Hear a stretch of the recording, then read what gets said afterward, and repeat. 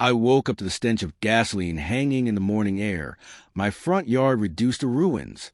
The garden where I once planted roses with my daughter was nothing but a graveyard of broken stems and torn petals. My car sat on 4 shredded tires, rubber ribbons scattered across the driveway. Oddly, I didn't feel anger. Not right away.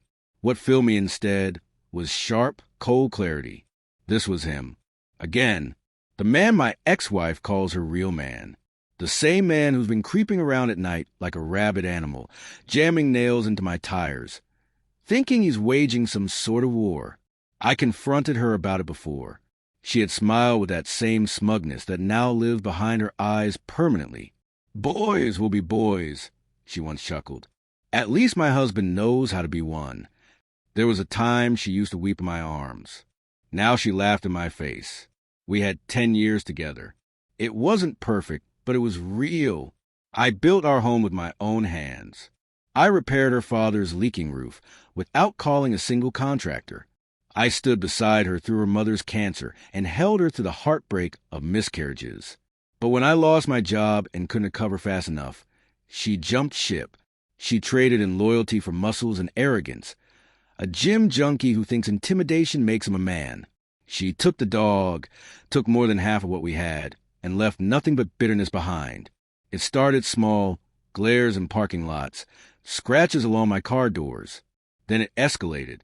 Punctured tires, always on the driver's side, every other Tuesday. Clean, precise punctures, almost surgical. I want to believe it was coincidence, maybe sharp debris on the road. But bad luck doesn't follow a pattern. When I finally confronted her, not him, but her, she acted like I was paranoid. "You're being dramatic," she said, sipping from a wine glass I had bought, sitting on furniture I built. "He's not the problem. You are."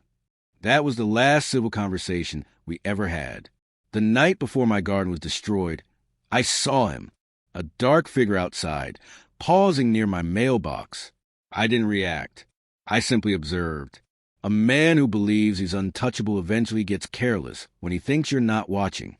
By morning, my roses were in shreds. That's when pain shifted into calculation. I purchased a trail camera, silent, infrared, undetectable. Hid it within the bushes, just above eye level.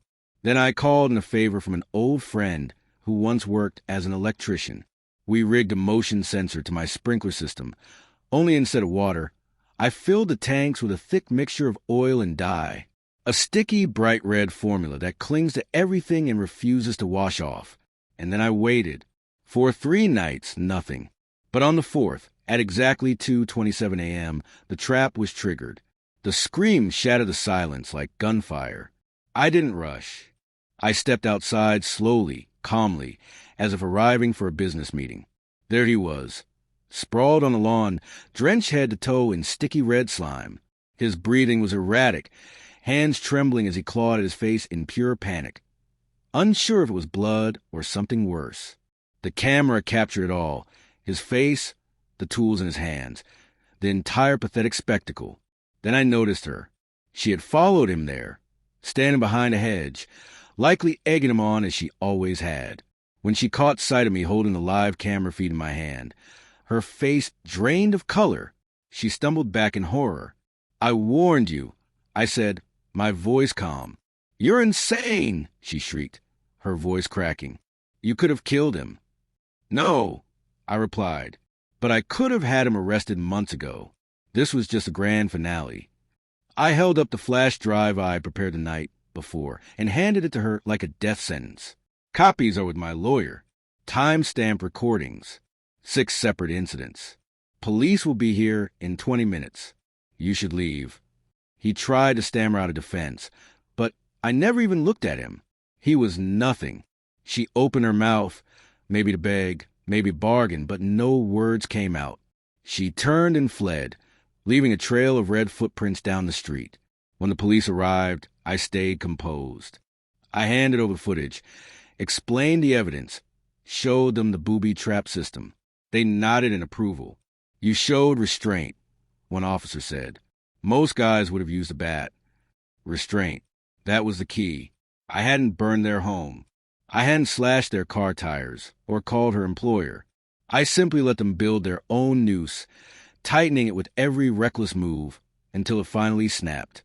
In court, I pressed charges: vandalism, harassment, destruction of property, and criminal trespass. He pled no contest. Community service, fines, and a record that would follow him everywhere.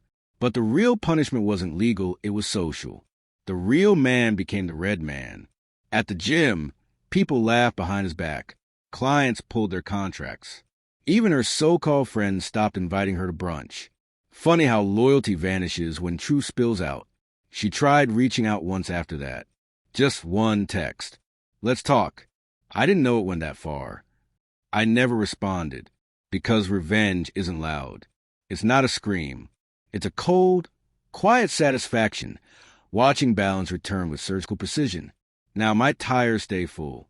My garden flourishes again. And every night, I sleep like a man who buried his past with steady hands. Clean, silent, final. Exactly how justice should feel.